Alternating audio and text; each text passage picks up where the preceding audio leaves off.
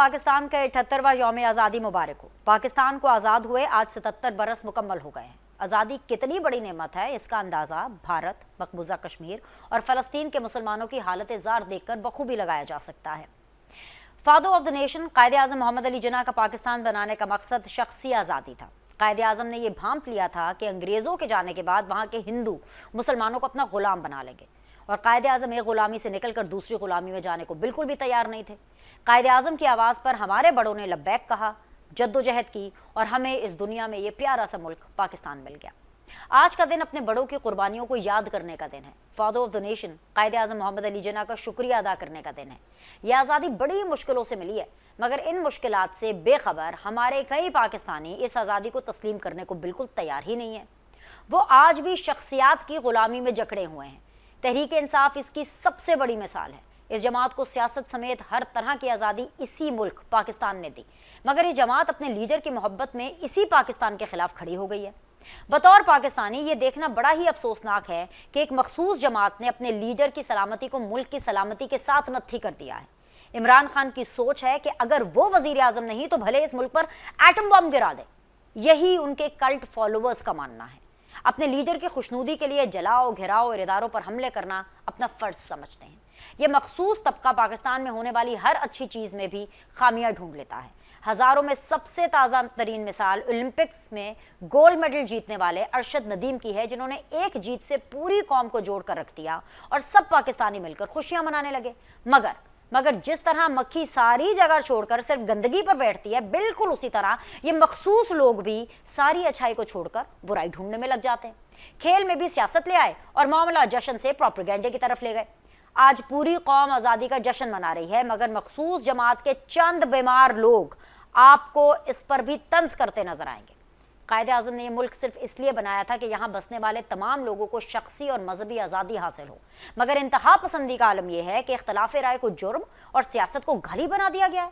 मुखालफिन को बर्दाश्त करने के बजाय मरने मारने की बातें की जाती हैं। आज़ाद मुल्क के आज़ाद शहरी होने के बावजूद ग़ुलामी की ज़िंदगी गुजारने वालों के साथ इज़हार हमदर्दी और बाकी पूरी कौम को आज़ादी मुबारक। एक छोटा सा ब्रेक लेते हैं, ब्रेक के बाद आप कहीं मत जाइएगा, शो का आगाज़ करेंगे। Will be back. अस्सलाम वालेकुम जी। ब्रेक के बाद आप लोग को खुशामदीद कहते हैं। सबसे पहले आप सब लोगों को जश्न आज़ादी मुबारक हो। पाकिस्तान में जितने भी लोग हैं और पाकिस्तान से बाहर जितने भी पाकिस्तानी मुकीम हैं, उन सबको पाकिस्तान के 77 ईयर्स के होने पर बहुत बहुत मुबारकबाद। आज़ादी बहुत बड़ी नेमत है, जिस तरह से मैंने अपने इब्तिदाई में भी बोला। आज़ादी कितनी बड़ी नेमत है और आज़ादी की क्या कीमत है, ये आप उन लोगों से पूछें जो कि आज भी इन दिस 21st सेंचुरी आज़ादी के लिए स्ट्रगल कर रहे हैं, लड़ रहे हैं। ऑफ कोर्स आज एक बड़ा अच्छा दिन है, लेकिन ज़ाहिर सी बात है मेरा सवालनामा आज का ये नहीं होगा कि सबने जश्न आज़ादी कैसे मनाई। मेरा ऑफ कोर्स आज का सवालनामा ये होगा कि पिछले 77 ईयर्स में आज हम जहाँ खड़े हैं, क्या हमें वहीं होना चाहिए था? हम अहेड हैं, आगे हैं, क्या हम पीछे हैं? हम क्या बेहतर कर सकते हैं? ये ढेर सारे सवालात मैं अपने बहुत ही मौजूद पैनलिस्ट से पूछूंगी। इंटेलेक्चुअल्स का मैंने एक पैनल इकट्ठा किया है। मुझे ज्वाइन कर रहे हैं जी अब्दुल्ला हमीद गुल साहब। अस्सलाम वालेकुम। सरबराह है तहरीक नौजवान पाकिस्तान के। बहुत बहुत शुक्रिया सर ज्वाइन करने के लिए। मेरे साथ मौजूद है जी मुदस्सर खालिद अब्बासी साहब, माहिर कानून है और साबिक जज रहे हैं हाई कोर्ट के। अस्सलाम वालेकुम, बहुत बहुत शुक्रिया सर ज्वाइन करने के लिए। लतीफ़ चौधरी साहब हैं, सीधी बात के अंदर आप रेगुलरली उनको देखते हैं और वैसे भी हाउस होल्ड नेम है, एनालिस्ट हैं, जर्नलिस्ट हैं। बहुत बहुत शुक्रिया लतीफ़ चौधरी साहब ज्वाइन करने के लिए। आज लतीफ़ चौधरी साहब सही मानों में आज़ाद हुए हैं, खास तौर पे जो पॉलिटिकल डेवलपमेंट्स हुई हैं उसके बाद तो मेरे ख्याल से लतीफ़ चौधरी साहब डबल आज़ादी है ना आपकी। अभी आपने हाउस होल्ड नेम का बोला कि मैं आपको बता दूं कुकिंग वुकिंग नहीं मैं करता। अच्छा ठीक है, okay. And brigadier retired Ghazanfar Ali साहब हैं, ये भी डेफिनेटली दिफाई तज्जियाकार है और ये भी सीधी बात का एक रेगुलर जो है वो फीचर है। बहुत बहुत शुक्रिया ब्रिगेड साहब ज्वाइन करने के लिए। अब्दुल्ला हमीद गुल साहब, मैं आपसे आगाज़ करना चाहूँगी। First question first sir, 77 years बहुत लंबा अरसा है। बेसिकली पाकिस्तान का 78वां कहते हैं ना कि यौम आज़ादी हम मना रहे हैं। सर हम सही जा रहे हैं? पाकिस्तान सही ट्रैक पर है? 77 ईयर्स के बाद आपको लगता है कि पाकिस्तान को, या फॉर दैट मैटर जिस मुल्क ने इतनी कुर्बानियाँ और इतनी स्ट्रगल की हो आज़ादी के लिए, उसको इसी जगह पर होना चाहिए था जहाँ पे हम आज हैं? बिस्मिल्लाहिर्रहमानिर्रहीम, बहुत शुक्रिया। हमारा ट्रैक तो बहुत अच्छा था और उसके बाद जो है सूरत हाल जो है वो थोड़ी सी तब्दील हुई है। कौमों की ज़िंदगी के अंदर ये 20-50 साल कोई ज़्यादा अहमियत नहीं रखते। 130 साल अमेरिका में सिविल वॉर होती रही और आज वो अमेरिका कहाँ खड़ा है। इसी तरीके से यूरोप जंगों का शिकार रहा, आज आपके सामने मौजूद है। जापान का क्या हाल था वो आपने देख लिया। चीन को ओपियम ईटर्स कहा जाता था, तो आज आप देख लें। असल मसला ये नहीं है, असल मसला ये है कि पाकिस्तान ने जब अपनी आज़ादी हासिल की, उसके बाद खिला के अंदर पाकिस्तान बुलंद हुआ, न्यूक्लियर पाकिस्तान ने बना लिया, इकोनॉमिक टाइगर एशियन हम बन गए। इसके अलावा हमने सुपर पावर को जो है पिछाड़ दिया, हमने 16 रियासतें बना डाली, और हमने जो है तरक्की की वो राहें पाई कि चीन के सदर जो है जब पाकिस्तान के दौरे के ऊपर आए, तो हमें याद है कि वो पीको इंडस्ट्रीज के अंदर जाना था, जहां उनका 1 घंटे का बमुश्किल दौरा था, जो 8 घंटे के ऊपर उनकी ख्वाहिश पर जो है वो कर दिया गया। उन्होंने कहा मैं ये तरक्की देखना चाहता हूं कि आप इंडस्ट्री को कैसे चला रहे हैं और कितना ज़बरदस्त आपके तरीके हैं। तो पाकिस्तान जो है खेलों की सूरत में, क्रिकेट में, हॉकी में, आपके स्नूकर के अंदर और अब जेवलिन के अंदर पाकिस्तान का एक बड़ा मुकाम है, स्क्वॉश के अंदर। तो ये नहीं कहा जा सकता कि नाकामियां हैं। हाँ, ये मैं ज़रूर कहूँगा कि हमें अपनी डगर को सही सिमत पे डालना होगा। हम अभी अपने पहले हमारा ट्रैक ठीक था, अब हम आहिस्ता आहिस्ता अपने ट्रैक से जो है वो उतरते जा रहे हैं, और हम एक कंफ्यूजन का शिकार हैं। और कंफ्यूज आदमी जो होता है वो गाड़ी मार दिया करता है। इसलिए बेहतर यह है कि हमें उस कंफ्यूजन, उस उभाम को और उस दो कौमी नजरिए को और कायद आज़म रहमतुल्लाह के विजन को और अल्लामा इकबाल के जो अशार हैं उनको समझना बहुत ज़रूरी है, और कौम के अंदर एक हिम्मत, हौसला और नई तड़प और उमंग जो है वो पैदा करनी है। खुद ही को बेचना नहीं है, गरीबी में नाम पैदा करना है, तामीर और तरक्की के अंदर। आज जो हमारा इंडस्ट्रियलिस्ट है दिनेश साहिबा, मैं उसको दोनों हाथ से सलाम इसलिए करूंगा कि नामसाइब हालात के बावजूद भत्ताखोरी है, बिजली की बंदिश है, महंगाई है, ना जाने 22 किस्म के डिपार्टमेंट उसको पढ़ते हैं, उसके बावजूद वो प्रोड्यूस कर रहे हैं। दुनिया में आपको ऐसी मिसालें नहीं मिलेंगी। पाकिस्तान कामयाबियों का राज है। हाँ, पाकिस्तान अच्छे लोगों की वजह से चल रहा है, आप जैसे अच्छे लोगों की वजह से चल रहा है, जो नौजवान नस्ल को रहनुमाई फराहम करती हैं। एक मेहनत वाली, एक ज़बरदस्त दबंग खातून है आप, लेकिन दूसरी जानिब जो है हमें मायूसियाँ दिखाई जाती हैं। हमें बताया जाता है कि हमने तो बिल्कुल कुछ भी नहीं हासिल किया, हम तो हर चीज़ के अंदर ही बुरे। ऐसा नहीं है, खुदारा ये बड़ा इज्जत वाला मुल्क है, इसने हमें नाम दिया, इज्जत दी, पहचान दी। आज जो है पैसा, माल, दौलत सब कुछ इसी की बदौलत हमें मिला है। इसकी कदर करें, ना शुक्र ना बने। पाकिस्तान एक अल्लाह के राजों में से एक राज है, अल्लाह के नूर है पाकिस्तान, और इस धरती माँ को इज्जत दें, इंशाअल्लाह ताला सब ठीक हो जाए। बेशक, बहुत बहुत अच्छी बातें आपने की हैं। प्रोग्राम का आगाज़ आपने बड़े हाई नोट पर, बड़े अच्छे नोट पर किया अब्दुल्ला हमीद गुल साहब, और मैं यही मैं चाहती थी, और शो को ओपन करने का मकसद भी आपसे यही था। सो आई एम रियली ग्लैड कि आपने इतने अच्छे तरीके से जो है अपने पॉइंट ऑफ व्यू को इलाबोरेट किया। ये हर पाकिस्तानी का ये पॉइंट ऑफ व्यू है कि हमें एक मुहिब्बे वतन पाकिस्तानी का, उस पाकिस्तानी का जो कि ज़हनी तौर पर आज़ाद है, वो पाकिस्तान को आगे बढ़ता हुआ देखना चाहता है। लतीफ़ चौधरी साहब, मैंने इसलिए यहाँ पे फ्रैक्शन कर लिया क्योंकि पाकिस्तान ने आज़ादी और जो भी आज़ादी की जंग हमारे आबा व अजदाद ने लड़ी, वो इसीलिए लड़ी ना कि पाकिस्तान बनने के बाद हर शहरी जो है वो शख्सी और मजहबी आज़ादी का हामिल होगा। लेकिन सर, हम फिर भी ज़हनी ग़ुलाम हैं। किसने हमें ज़हनी ग़ुलाम बना दिया? हम क्यों हैं ज़हनी ग़ुलाम? कब तक हम ज़हनी ग़ुलाम रहेंगे? अच्छा, इसमें ना मेरा जो थोड़ा सा टेक जो है वो नाउमीदी का तो नहीं है। जैसे अब्दुल्ला हमीद गुल साहब ने बड़ा अच्छा दिबाचा, एक किस्म की सारी तारीफ़ जो करनी किसी दूसरे ने करनी, उन्होंने वो जो लफ्ज़ इस्तेमाल हो सकते हैं उन्होंने कर दिए हैं। और नो डाउट कि आज जो पाकिस्तान में जो बंदा मिडिल क्लास जिसको कह लें, वो अगर रोता भी है ना बिजली के बिलों पे और इन चीज़ों पे, लेकिन इसके साथ ये भी हकीकत है कि हम लोग पहले से ज़्यादा बेहतर पोजीशन में है। हम ज़्यादा बेहतर लिबास पहन रहे हैं, हम ज़्यादा बेहतर खाना खा रहे हैं, और मसाइल बिल्कुल ठीक है।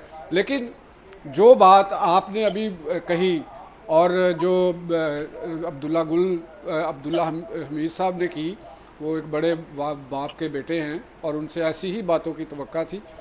तो कहना मैं ये चाहता हूँ कि हमें अब जो कोल्ड वॉर माइंडसेट है, कोल्ड वॉर माइंडसेट, इससे निकलना सबसे इम्पॉर्टेंट बात ये है कि कोल्ड वॉर माइंडसेट से हमने निकलना है। वो जो कैपिटलिज्म और सोशलिज्म के दरमियान जो एक लड़ाई जारी थी, हम उसका एक पार्ट थे, या जो छोटा थे बड़ा थे जैसा भी था, تو وہ پورا اب وہ فائنل ہو گیا. اب نئی صف بندی ہے, نئے ویژن کی ضرورت ہے.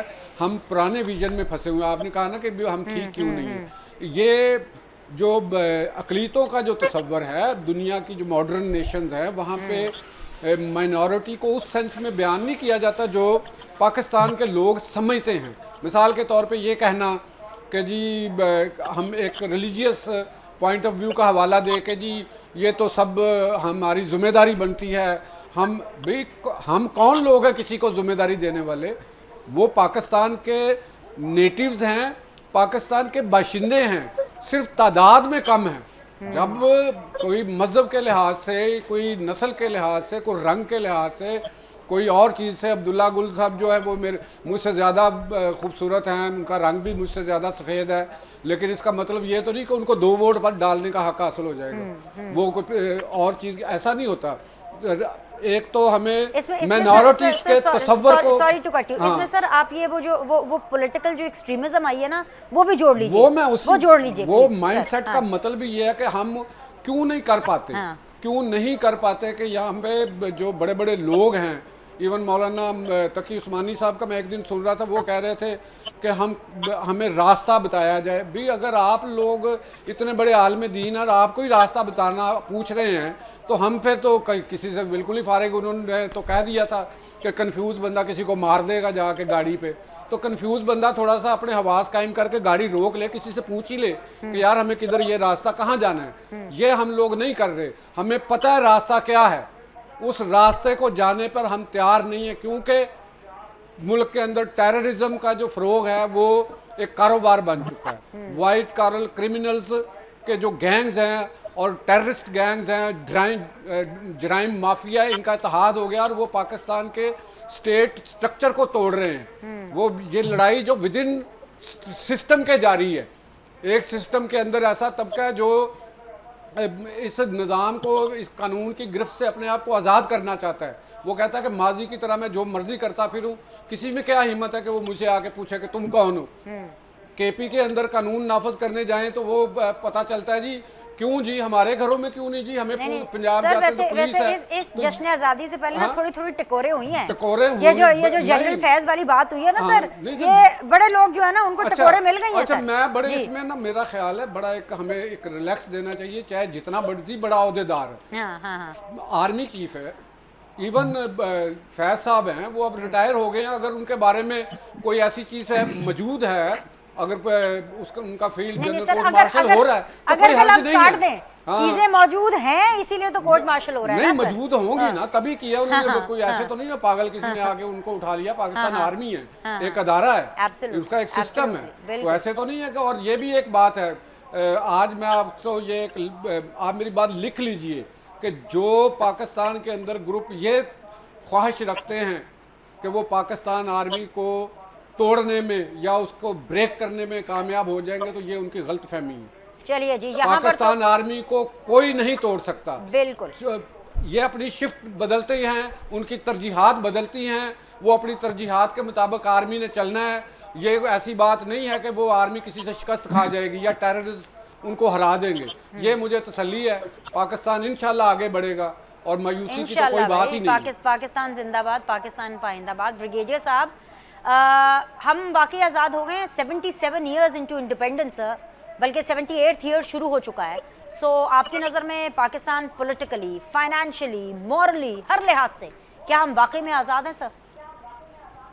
دیکھیے کچھ چیزیں ہوتی ہیں جو تھیوری سے ریلیٹ کرتی ہیں, کچھ چیزیں ہوتی ہیں قوم کے اندر جو پریکٹیکلٹی سے ریلیٹ کرتی ہیں. جب ہم سکسیس کی تھیوریٹیکل آسپیکٹس پڑھتے ہیں تو وہ بڑا کلیئرٹی سے سوشل سائنسز کہتی ہیں کہ کسی بھی قوم کی سکسیس جو ہے وہ نہ تو اس کی جغرافیکل لوکیشنز پہ ڈیپینڈ کرتی ہے, نہ اس کے نیچرل ریسورسز پہ ڈیپینڈ کرتی ہے, نہ اس کی پولیٹکس پہ ڈیپینڈ کرتی ہے, نہ اس کی سوشلٹی پہ ڈیپینڈ کرتی ہے. وہ بنیادی طور پہ جو ڈیفائن کرتے ہیں وہ کہتے ہیں وہ ڈیپینڈ کرتی ہے people and the values of the people, کہ وہ کس طرح لوگ اس قوم کی ویلیوز کو لے کے چل رہے ہیں.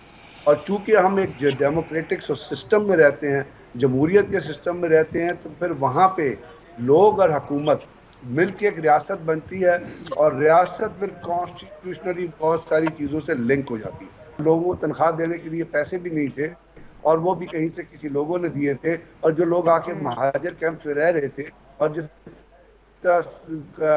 ہم نے نہیں بلکہ ویسٹرن آتھرز نے لکھا کہ 1947 میں دنیا کی سب سے بڑی مائگریشن ہوئی تھی بٹوین انڈیا اینڈ پاکستان, اور اس میں جو کلنگ ہوئی تھی وہ بھی آپ کے سامنے ہے. کتنے لوگ تھے جو اس مائگریشن کے اپنے جانے, بہت ساری ہماری بہنیں مائیں وہ اغوا ہو گئی تھی, سکھوں نے اغوا کر لی تھی, وہ ابھی تک کچھ ان میں سے وہیں پہ ہیں.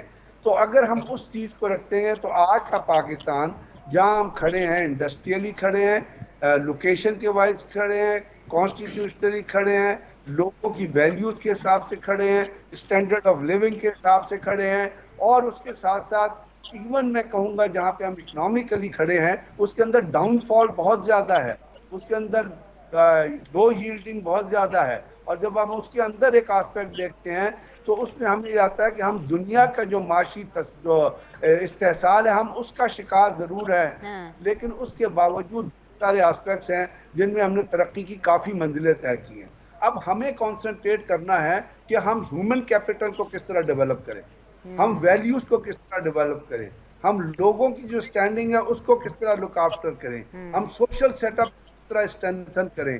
اور اس کو لک آفٹر کرنا جو بھی حکومت وقت ہوتی ہے اس میں اس کا کام ہوتا ہے. اب جب ہم دیکھتے ہیں بہت ساری چیزوں کو چلتے ہوئے, اور بہت سارے دیکھتے جس کا ایک بہت بڑا مینس پاکستان کے اندر آج جو میں محسوس کرتا ہوں اور جس کو میں پاکستان کے خطرہ قرار دیتا ہوں اور جو بڑھتا گیا ہے وہ ہے دہشت گردی کا مینس, ٹیررزم. آپ دیکھتی ہیں لیکن اس ٹیررزم کے کہتے ہیں نا ہر چیلنج میں ایک اپارچونٹی ہوتی ہے, تو اس دہشت گردی کے چیلنج کے اندر آپ دیکھیں تو آپ دیکھیے کہ ہماری آرمڈ فورسز جو ہیں وہ کھڑی ہوئی ہیں بڑی اسٹیڈ فاسٹرلی اس تھریٹ کے خلاف جس میں روزانہ کوئی نہ کوئی حملہ ہوتا ہے, اور وہاں روزانہ کوئی نہ کوئی آفیسر جے سی او این سی او اپنی جانوں کا نذرانہ پیش کرتا ہے, لیکن وہ وہیں پہ کھڑے ہیں جہاں ہم نے ان کو بھیجا ہے, وہ فیس کر رہے ہیں تمام چیزوں کو. اب یہ چیزیں جو ہمارے اوپر امپوز کی جا رہی ہیں اس کے اندر جن قوتوں کا ہاتھ ہے ہمیں بن حیث القوم ان قوتوں سے لڑنے کی تیاری کرنی ہے.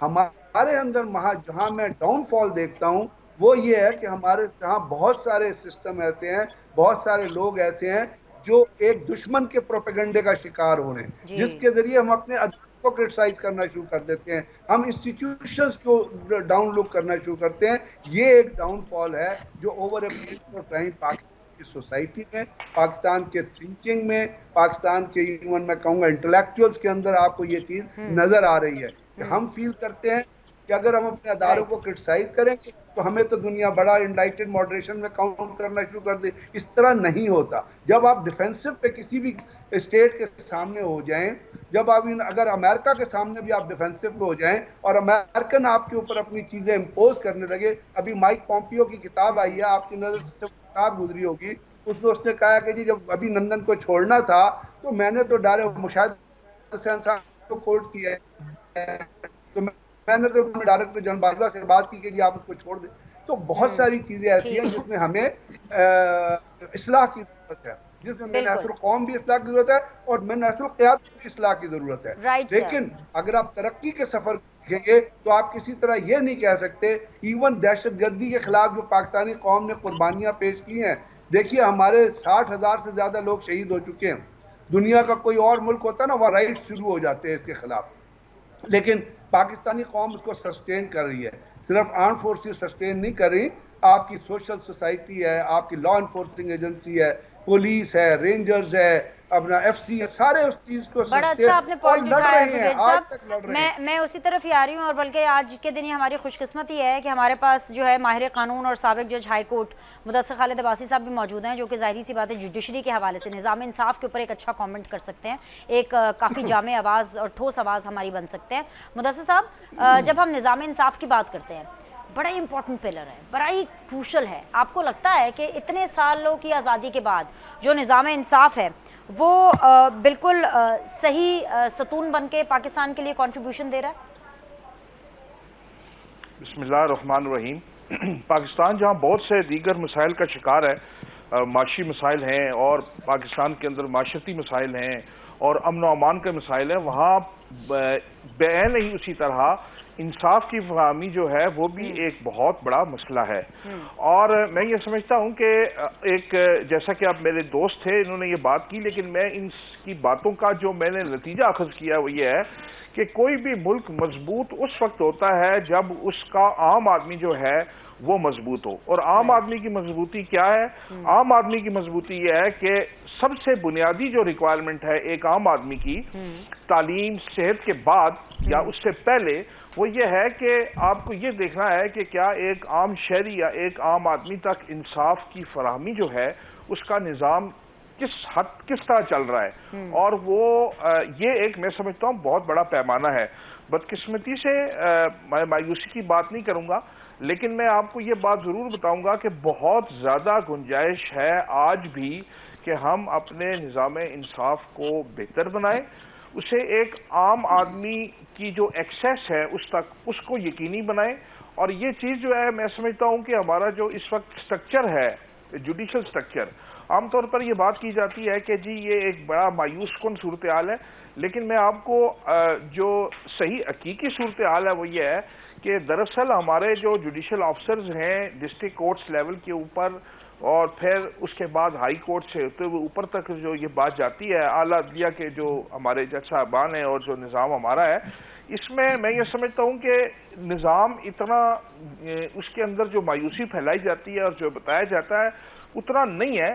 صرف ضرورت اس بات کی ہے کہ اس کو زیادہ سے زیادہ بہتر بنایا جائے۔ ہمارے جو ڈسٹرکٹ کورٹس اور لوور کورٹس کے جو جوڈیشل افسران ہیں وہ انتہائی محنت اور لگن کے ساتھ بھی کام کرتے ہیں اور بہت ڈیڈیکیشن کے ساتھ کام کرتے ہیں۔ کچھ ایسی مشکلات ضرور ہیں ان کے لیے بھی جن کا دور کیا جانا جو ہے بہت ضروری ہے، اور میں یہ سمجھتا ہوں کہ یہ کوئی مشکل کام نہیں ہے۔ کیس مینجمنٹ ایک چیز ہوتی ہے انصاف کی فراہمی کے اندر، پھر جو جوڈیشل افسران جو ہیں ان کی تقرری اور ان کے انتخاب کا جو طریقہ ہے اس کو ٹھیک کیا جا سکتا ہے، اور بہت سارے مسائل جو ہیں قانون اور انصاف کے حوالے سے میں یہ سمجھتا ہوں کہ وہ قانون سازی اور ان قوانین پر عمل درآمد کے ذریعے سے بھی جو ہے وہ ریزالو کیے جا سکتے ہیں، اور یہ کوئی زیادہ مشکل کام نہیں ہے۔ لیکن بدقسمتی یہ ہے کہ ہماری جو لوگ انتظام جن کا کام ہے، عدلیہ کو، ایڈمنسٹریشن آف جسٹس جن اداروں کا کام ہے اور قانون سازی جن اداروں کا کام ہے، ان کے اندر جو ہے وہ اس قدر وہ اتنے زیادہ پولیٹیسائز ہو گئے اور اس قدر متنازع ہو گئے کہ اب ان کو سمجھ نہیں آ رہی ہوتی کہ وہ دراصل اپنے جو اصل کام ہے provision of justice to a common man, یہ میرے خیال سے جو انصاف کی فراہمی کے حوالے سے آئندہ آنے والے سال میں، اس سال جشن آزادی کا جو ہمارا ایک نعرہ ہے یا جشن آزادی کا ہمارا ایک سلوگن ہے یا جو ایک اس حوالے سے اس کو ہمیں اپنے ایک مقصد بنانا چاہیے، ایک ایم بنانا چاہیے، اور یہ انصاف صرف عدالتوں تک نہیں ہوتا بلکہ یہ انصاف کی فراہمی جو ہے وہ اس وقت شروع ہو جاتی ہے جب کوئی مظلوم آدمی تھانے میں یا پولیس اسٹیشن کے اندر جاتا ہے۔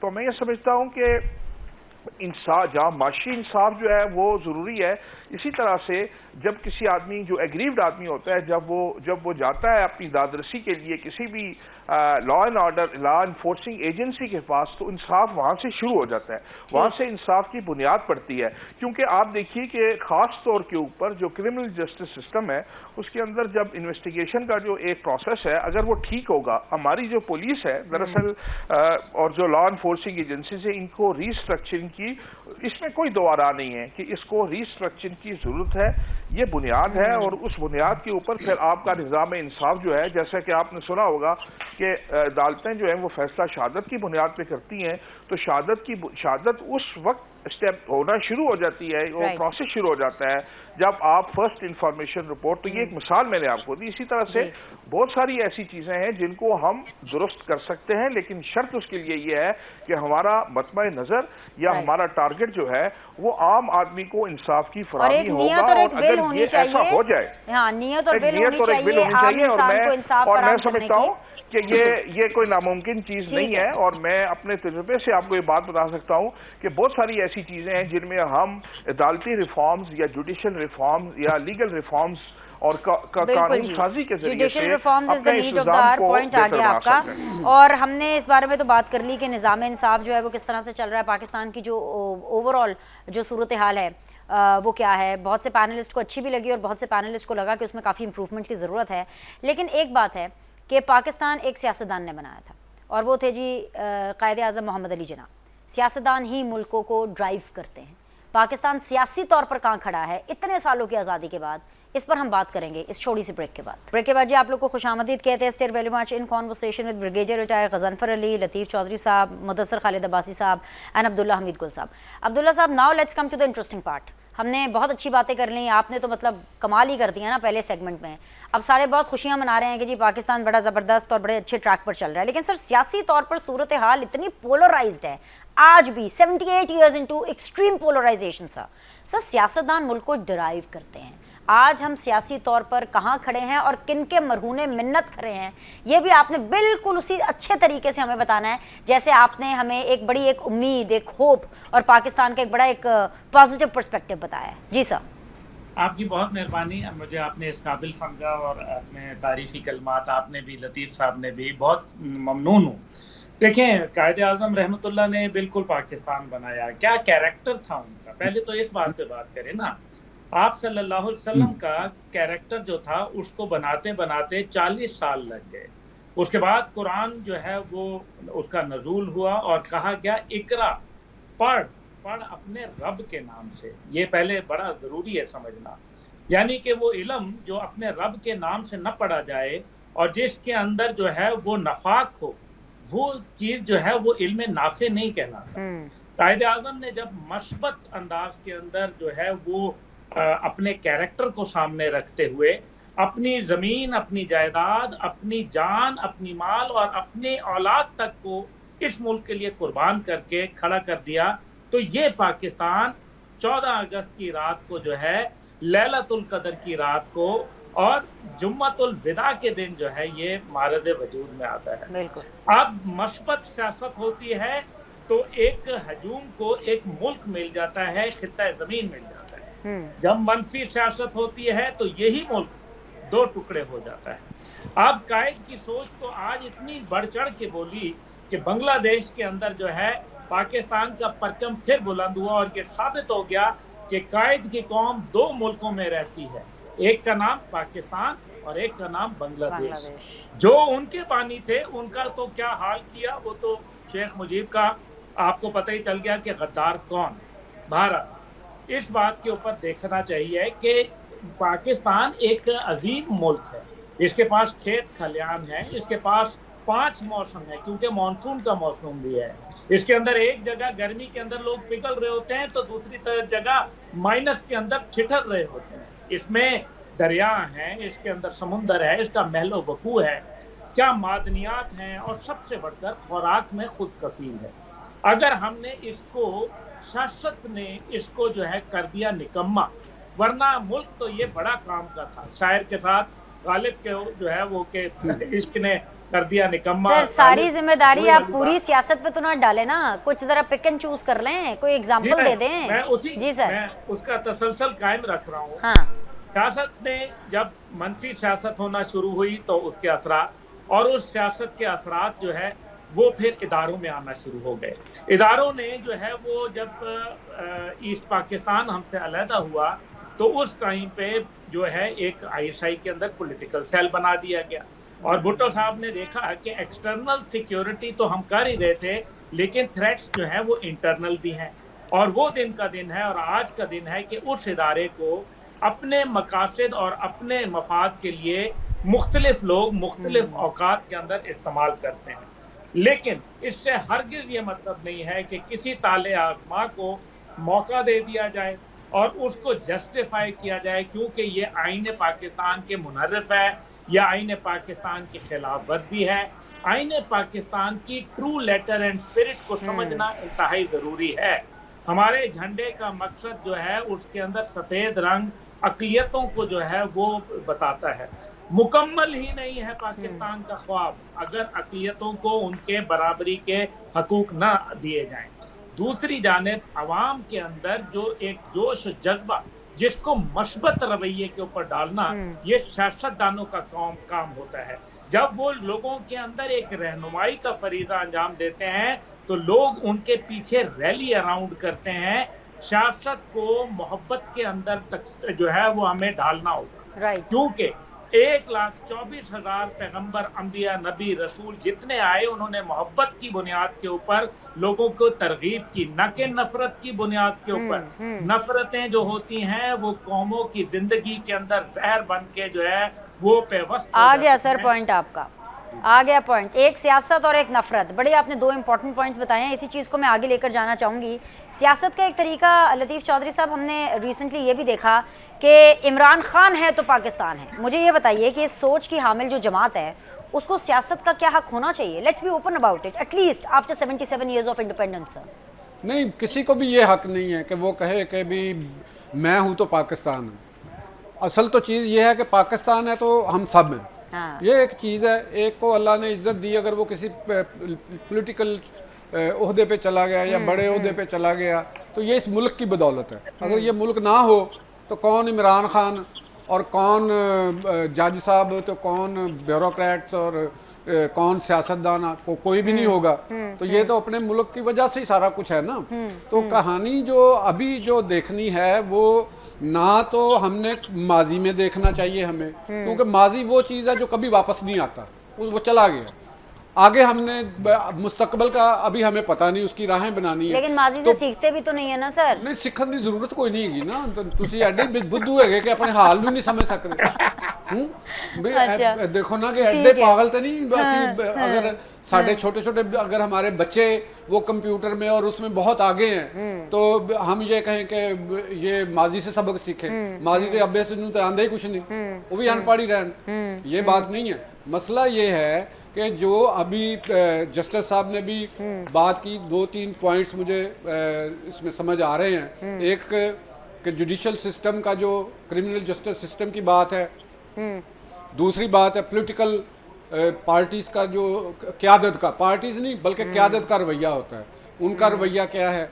तीसरी बात ये है कि ये एक मेथडोलॉजी बना ले या क्लीशे बन गया कि जी दुश्मन हमें वो नहीं जी करने देता, और दुश्मन साडा सानू नहीं भी देखे। बात यह है कि एक बंदे का पता है कि दुश्मन है तो दुश्मन तो है ही, उसने तो करना ही करना है। तो भाईजान तुसी की करदे पे हो, पहला तो काम अपना देखो कि हम क्या कर रहे हैं। अगर हमने मराहत लेनी है, स्टेट स्ट्रक्चर को अपनी मराहत के लिए इस्तेमाल करना है और वैसे ही ज़वाबत बनाने हैं, वैसे ही कवानीन बनाने हैं।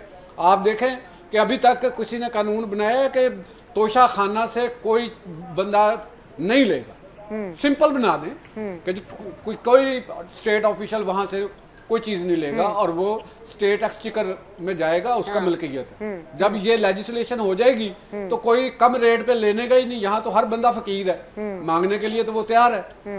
किसी को भी आप लेने चले जाए, हाँ, प्राइम लेकिन मिनिस्टर हो। अब तो ये लेजिस्लेशन हो गई ना, इस साल में ख्याल से हो गई है। वो अभी भी वो खरीद सकता है। हाँ, ये है, ओके। लेकिन उसका थोड़ा सा परसेंटेज ऊपर कर दिया, यानी अगर वो 10% था तो 20% या 25% हो गया। ठीक है। तो वो सिरे से बंद किया जा सकता है। जैसे जस्टिस साहब ने अभी कहा कि अगर फर्स्ट नीचे से जहाँ से शुरू होनी है इन्वेस्टिगेशन, वहाँ पे तफ्तीशी जो चालान भेजता है, जजेस आए रोज रिमार्क्स देते रहते हैं कि जी ये तफ्तीश नाकस है, फलान नाकस है वो, लेकिन जो तफ्तीशी है उस पर कोई कानून है, कोई बार है। इस मुल्क में कानून साजी किसी ने की है कि अगर तफ्तीश गलत हुई तो उसके खिलाफ पर्चा दर्ज हो जाएगा? नहीं होता। जज साहब भी अपना रिमार्क्स दे के घर चले जाते हैं, तो वो जाने और लोग जाने, तारीख दे देता है वहाँ पे रीडर, वो भेज देता है। नीचे से भी शुरू करना है तो निज़ाम इंसाफ को ऊपर से भी शुरू करना है। एक जज साहब या एक कोर्ट फैसला दे देती है कि जी ये बंदा बरी है, दूसरा जाके उसको मुअत्तल कर देता है। Exactly, तो क्या हाँ। उस फैसले के इसमें जो से खिलाफ कौन सी रह कोर्ट गए वो ठीक है जज भाई? का हाँ। कसूर नहीं है। हाँ, बिल्कुल बिल्कुल तो ऐसे जज ही है। किस लिए बना हुआ कि वो बिल्कुल। इतनी चीजों को भी नहीं नोट कर सकता? कौम के पैसे लग रहे हैं उन पे, कौम पैसे दे रही है उनको, इसी काम के पैसे दे रही है। उनको मुफ्त की खाने के लिए नहीं दे रही कि वो छुट्टियां भी करना शुरू कर दे। जज साहब आए नहीं जी, जज साहब चले गए नहीं जी। ये चीजें जब तक हम अपने आप को ये कानून के तहत पाबंद नहीं किया जाएगा कि जो स्टेट मुलाजम है रियासत का, हाँ। वो मुलाजम है, बिल्कुल। उसको सैलरी दे रही है कौम, अपने टैक्स से पैसे दे रही है, सैलरी के अलावा सर हाँ। मराद भी। तो वो जनाब अपनी मराद खुद ही बढ़ा लेते हैं। हाँ। MNA वो रोते हैं जी हमें दे दो। दूसरी हमारी जो पॉलिटिकल ایک کریڈ ہے, الیٹ ہے, اس کا سب سے ماڈرن چہرہ جو ہمیں نظر آتا ہے وہ عمران خان کی شکل میں نظر آتا ہے. وہ یہی آ رہا ہے نا, ایک طبقہ وہ سمجھ رہا ہے, وہ جی لندن سے پڑھ کے آیا ہے تو وہ ادھر سے پڑھ کے آیا, تو ان کی جو مینٹل آئی کیو لیول ہے, جو تھاٹ ہے ان کا, جو وہ ملک کو بنانا چاہتے ہیں. یاد ہوگا کہ انہوں نے ایک دفعہ کہا تھا, میں ٹی وی پہ پروگرام کر رہا تھا, تو انہوں نے ان کا کلپ چلا کہ میں پنجاب کو خیبر پختونخوا بناؤں گا. باقی ساڈی جو بھی چلو ساڈیاں غلطیاں کوتاہیاں معاف کر دی ہے, کم نہ ساڈے تے کر دینا کدھر. تو یہ تو وہ کہنے کا مطلب یہ ہے کہ یہ چور دروازے جو سسٹم کے اندر ہیں, سسٹم کے اندر چور دروازے بند کریں. آپ نے ہائی کورٹ کے ججز ہیں اور سپریم کورٹ کے ججز ہیں, آپ براہ راست ان کو بھرتی کر دیتے ہیں. جو لوور کورٹس میں جو امتحان دے کے آتے ہیں وہ جا کے سیشن جج سے اوپر نہیں جاتے. یہ کیا ناانصافی ہے؟ کیوں بھائی؟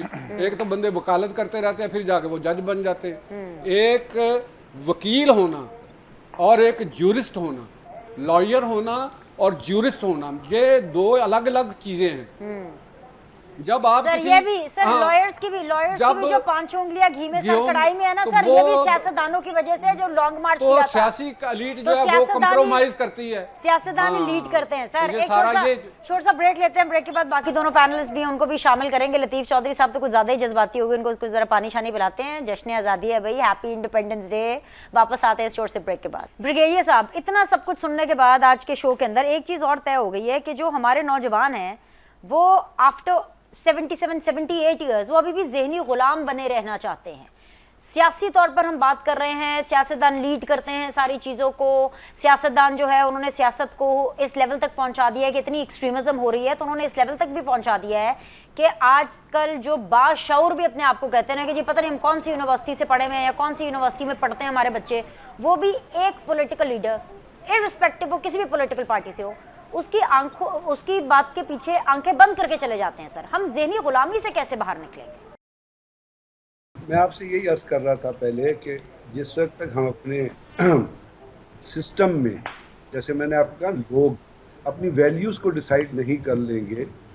ہر ملک کے کچھ نیشنل آبجیکٹیوز ہوتے ہیں. آپ ایک نیشنل سیکیورٹی پیپر بناتے ہیں جو ہمارے ملک میں نہیں بنا, اس کے اندر آپ short term long term frame work settle کرتے ہیں, اس پہ بیس کر کے آپ اپنا نیشنل آبجیکٹیوز بناتے ہیں, اور آبجیکٹیوز سے بیس کر کے آپ نیشنل انٹرسٹ بناتے ہیں. اور امریکہ کا نیشنل انٹرسٹ جو ہے 3 لفظوں کے ریوالو کرتا ہے, جس میں ایک ہے لبرٹی. تو ہمارے ہاں ہے کیا, ہم کیا دے رہے ہیں؟ ہمارے ہاں اوپر سے لے کے نیچے تک اگر آپ دیکھیے گا تو صرف آپ لبرٹی کی بات کریں, لبرٹی مینز لبرٹی چوک بھی ہے جی ساڈے وہ تو غیر, لیکن سر لبرٹی کیا بات کریں, لبرٹی مینز آزادی. تو سر میں تو سمجھتی ہوں جتنی پاکستان میں آزادی ہے بلکہ مادر پدر آزادی ہے اتنی تو کسی ملک میں نہیں ہے. سر بالکل درست. دیکھیے لبرٹی آف مائنڈ اور لبرٹی میں بہت زیادہ فرق ہے. مائنڈ ہوئے گا تو لبرٹی ہوئے گی. آپ بات کر رہی ہے ایک مطلب ایسی لبرٹی کی جو لبرٹی کی تخصیص پہ نہیں آتی, وہ ہائی ہینڈڈنس کی آتی ہے. جی آپ کو سوچنے کی آزادی ہونی چاہیے. آپ کی ویلیو یہ ہونی چاہیے کہ اگر آپ کچھ سوچنا چاہیں تو اس کو آزادی سے آپ سوچیں.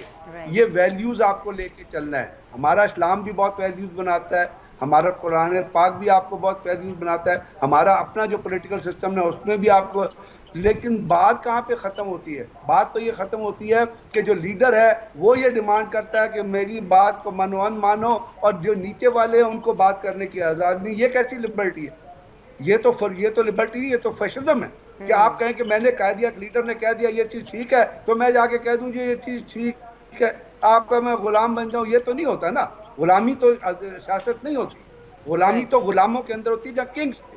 ہمارے ہاں یہ لبرٹی آپ کو ملے گی. آپ ڈیبیٹ تو کر کے دیکھ لیجئے. ٹھیک ہے ہمارے ہاں بہت سارے ہائی پرنسپل ہیں جو ہمارے ریلیجن میں ہمیں, لیکن کیا ہم وہ فالو کر رہے ہیں؟ آپ کا ایک انڈیپینڈنٹ پولیٹیکل سسٹم ہوتا ہے, اور وہ پولیٹیکل سسٹم جو ہوتا ہے وہ نیشنل ویلیوز کے ذریعے چلتا ہے. اور نیشنل ویلیوز جو ہوتی ہیں وہ صرف ٹیریٹوریل انٹیگریٹی پہ بیس نہیں کرتی, وہ جیوگرافیکل بارڈرز پہ بیس نہیں کرتی, وہ صرف آپ کی جو پروٹیکشن ہے اس پہ بیس نہیں کرتی, وہ ایمینیٹ کرتی ہیں آپ کی اپنی سوچ سے. وہ سوچ آپ کی چلتی ہے آپ کے ایجوکیشنل انسٹیٹیوشن سے, اور وہاں پہ ڈیولپمنٹ ہوتی ہے آپ کی لیڈرشپ کی. پوری دنیا میں اسٹوڈنٹس یونین ہے, آپ کے یہاں کوئی اسٹوڈنٹ یونین ہے جہاں آپ طالب علموں کو یہ اجازت دے رہے ہوں کہ وہ آئیں کالج کا الیکشن لڑیں, صدر بنے, سیکٹری بنے, جوائنٹ سیکٹری بنے, اور اس سے وہاں سے ان کی تربیت ہو, پولیٹیکل تربیت؟ جب ان کی پولیٹکس تربیت ہی نہیں ہو رہی تو آپ مجھے بتائیں آپ لیڈرشپ کس طرح ڈیولپ کریں؟ پھر تو وہی ہے جو 48 سال سے 50 سال سے لیڈر چل رہے ہیں, جو 50-60 سال سے لیڈر چل رہے ہیں, بس ٹانگے کی وہ ریل کی طرح ان کے پیچھے چلتے رہو تو ٹھیک ہے. بڑا اچھا پوائنٹ ہے, بڑا اچھا پوائنٹ ہے بریگیڈ صاحب. میرے پاس وقت کم ہے, میں اسی پوائنٹ کو آگے لے کے جانا چاہوں گی. میرے خیال سے یہ ہائیسٹ پوائنٹ ہے آج کی ڈسکشن کا, جو کہ بریگیڈ صاحب فرما رہے ہیں کہ جب ہم پولیٹیشنز بنا ہی نہیں رہے, جب ہم پولیٹیشنز کے اندر انویسٹ ہی نہیں کر رہے ہیں, تو ہم کس طرح کی لیڈرشپ ایکسپیکٹ کرتے ہیں. اسی طرح یہ میں آپ کی طرف آنا چاہوں گی مدثر صاحب, بڑے مختصراً پلیز بتائیے گا پولیٹیشنز کیسے بنانے ہیں. اس کا طریقہ تو ہمیں بریگیڈ صاحب نے کہیں نہ کہیں بتا دیا کہ ہم انہیں کالج میں, یونیورسٹی میں ایجوکیٹ کرنا پڑے گا, ٹرین کرنا پڑے گا, تنظیمیں بنانی پڑیں گی. اچھے لائرز اور اچھے ججز کیسے بنتے ہیں اس کا بھی بتا دیں, کیونکہ لائر اور ججز تو مطلب خیر خاص طور پہ ججز تو ویسے ہی بن جاتے ہیں سر. مطلب میں اب اس کے اوپر کیا بولوں, کہیں شو ہی نہ بند ہو جائے آزادی والے دن, تو مطلب آزادی کے اوپر تھوڑا گائیڈ. میں یہی کہہ رہی ہوں کہ وہ بس سینئر جج ہے تو بس ٹھیک ہے لگا دیں, یہ تھوڑی نہ دیکھ رہا ہے کہ جج اچھا ہے برا ہے, کیا ہے کیا نہیں ہے, کیونکہ جج دا کچھ نہیں جا رہا, انہیں نوٹس کر رہا ہے بس. جی سر, جی سر, جی مدثر صاحب. جی میں عرض کرتا ہوں. جی گزارش یہ ہے کہ جو ملک کا جو سیاسی نظام ہوتا ہے نا جی, وہ ایک سورس ہوتا ہے, ایک منبع ہوتا ہے جہاں سے ریاست کے دیگر جو شعبے ہوتے ہیں ان کے اس کا براہ راست, مثلا اگر آپ سماجی انصاف کی بات کریں گے, آپ معاشی انصاف کی بات کریں گے, آپ عام آدمی کو سہولتوں کے حوالے سے بات کریں گے, تو اس کی جو سورس ہوتا ہے وہ نکلتا ہے ملک کے سیاسی نظام سے. بعین اسی طرح سے جو ملک کا انصاف کا نظام ہوتا ہے اس کا منبع بھی قانون ساز ادارے اور ملک کا سیاسی نظام ہوتا ہے. ابھی یہ کہا گیا ہے جی کہ یہ جو ججز کو براہ راست تقرر کر دیا جاتا ہے, تو میں یہ آپ کو اس چیز کے یہ کلیریفائی کرتا ہوں کہ جتنی بھی تقرریاں ہوتی ہیں وہ آئین اور قانون کے مطابق ہوتی ہیں, اور اگر ملک کا سیاسی نظام اتنا مستحکم ہو, ہمارے سیاستدان اپنے ذاتی مفادات اور اپنی جو ان کی جو ضروریات ہیں ان سے اگر انہیں فرصت ملے اور ان کے اندر اور ایکچوئل اور اصل سیاستدان جو ہیں وہ اس ملک کے اندر پنپ سکیں اور وہ اس ملک کی باغ دوڑ سنبھالیں, تو پھر ان کو یہ وقت ملے گا کہ ملک کے جو تقرری کا نظام ہے کسی بھی انصاف کے نظام میں, اور کسی بھی ملک کے انصاف کے نظام کو کیسے بہتر بنایا جا سکتا ہے. ایسا نہیں ہو سکتا کہ آپ اور میں شو پر بیٹھ کے کہہ دیں جی کہ یہ تقرری اس طرح نہیں ہونی چاہیے اور اس طرح ہونی چاہیے اور وہ اس طرح ہو جائے گی. اس کے لیے آپ کو ایک پولیٹیکل سسٹم چاہیے ہوتا ہے. اور میں آپ کو ایک بات بتاؤں, صرف یہ انصاف کا شعبہ نہیں ہے, ہر جگہ پہ آپ دیکھ لیں بدقسمتی ہے. میں مایوسی کی بات پھر نہیں کرنا چاہوں گا کیونکہ یہ موقع ایسا ہے کہ ہمیں امید کی بات کرنی چاہیے, تو میں یہ بات کہے بغیر نہیں رہ سکتا کہ جو آپ کے ملک کے جو سیاستدان ہیں اور جو پولیٹیکل لاٹ ہے اس کی جو پرفارمنس ہے وہ اس کا اینڈ رزلٹ جو ہے وہ آپ آج کے اس ماحول سے یا جو آپ کے معاشی حالات ہیں یا جو ہے ان سے آپ اس کا یا چلیں فار دیٹ میٹر میں اپنے دوستوں سے ایگری کرتا ہوں کہ ملک کا جو انصاف کا نظام ہے اسی کو لے لیجئے, مگر اس کا جو کون ذمہ دار ہے, کس نے قانون سازی کرنی تھی, کس نے آئین میں ترمیم کرنی تھی, کس نے ملک کو ایک نظام دینا تھا. تو ضرورت اس بات کی بھی ہے کہ ہم اور ہمارے سیاستدان ہم اپنا قبلہ درست کریں, اپنی سمت کو درست کریں. اور دیکھیے نا, آپ مجھے خود بتائیے بینش کہ آپ کے ہاں ایک سیاستدان کا لوکل مقامی سطح پہ, صوبائی سطح پہ اور قومی سطح پر معیار کیا ہے. عام آدمی جو ہے وہ اس کے نزدیک سیاستدان کون ہے, اس عام آدمی کے نزدیک سیاستدان خواہ کتنا پڑھا لکھا ہو, کتنا باشعور ہو, لیکن اگر وہ ایک جس طرح سے وہ ایک اس کا ایک کنسپٹ جو ہے وہ ایک مافیا اور ایک ڈان کا بن چکا ہے, جب تک وہ لوازمات پورے نہیں ہوں گے. سر میں تو 100 باتوں کی ایک ہی بات کروں گی, پوائنٹ آپ کا آ گیا sir, and I have to wrap it up also, کہ اگر ہم سب سے پہلے اپنے ملک کی سوچیں گے, پاکستان کی سوچیں گے, پرو پاکستان اپروچ رکھیں گے, تو پھر ہی ہم آگے بڑھ سکتے ہیں اور پاکستان آگے بڑھ سکتے ہیں. پاکستان زندہ باد, پاکستان بائندہ باد. آج کے لیے اتنا ہی, انشاءاللہ تعالیٰ آپ لوگوں سے اگلے شو میں ملاقات کریں گے. اللہ حافظ.